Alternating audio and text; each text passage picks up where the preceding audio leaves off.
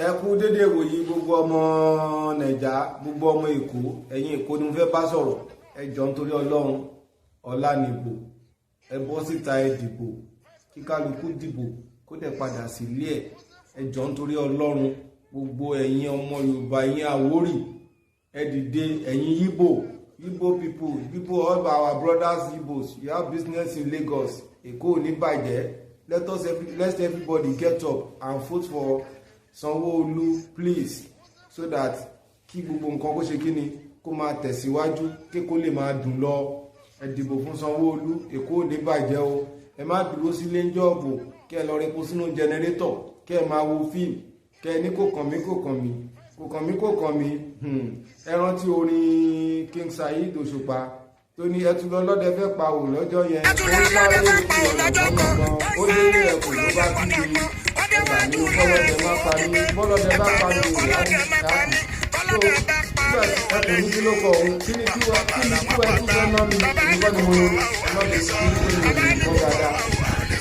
Ó ní ipa àpàgbá bí King Saheed Òṣùpá ṣe kọ́, ẹ bá mi tún orin yẹn ṣe sí.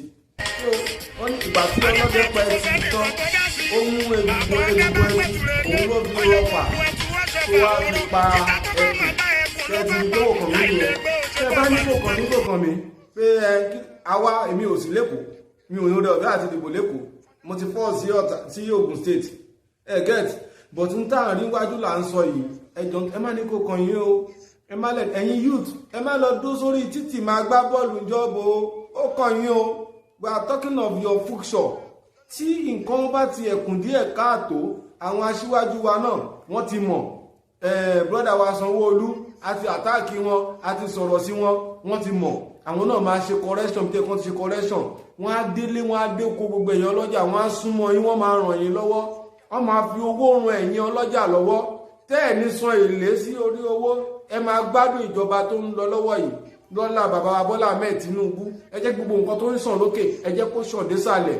Ẹ jọ̀ọ́ ẹ bá wa jáde lọ́la, ẹ dìbò fún Sanwo Olu. Ẹ jọ̀ọ́ nítorí Ọlọ́run, ìtẹ̀síwájú Èkó ló jẹ́ wá lógún o. Tí nǹkan kan bá ti ṣèkó, ó ti ṣe Nàìjíríà ṣe o. Tí nǹkan bá ti ṣèkó, ó ti ṣe gbogbo South West wa ìwúwo lẹ́ Yorùbá. Èkó làwọn wò lókè, amúní kò dẹ̀ ní gbẹ. Ọmọdé ń débẹ̀ ó ń bù ún, àgbà ń débẹ̀ ó bùwẹ̀, aláboyún débẹ̀ ó rí bù. Amúnilú Èkó, kálukú ń débẹ̀ ó ń tajà ó ń jèrè ni. Mi ìfẹ́ kọ́rọ̀ mi pọ̀. Go out tomorrow and vote for Sanwo Olu. God bless Lagos.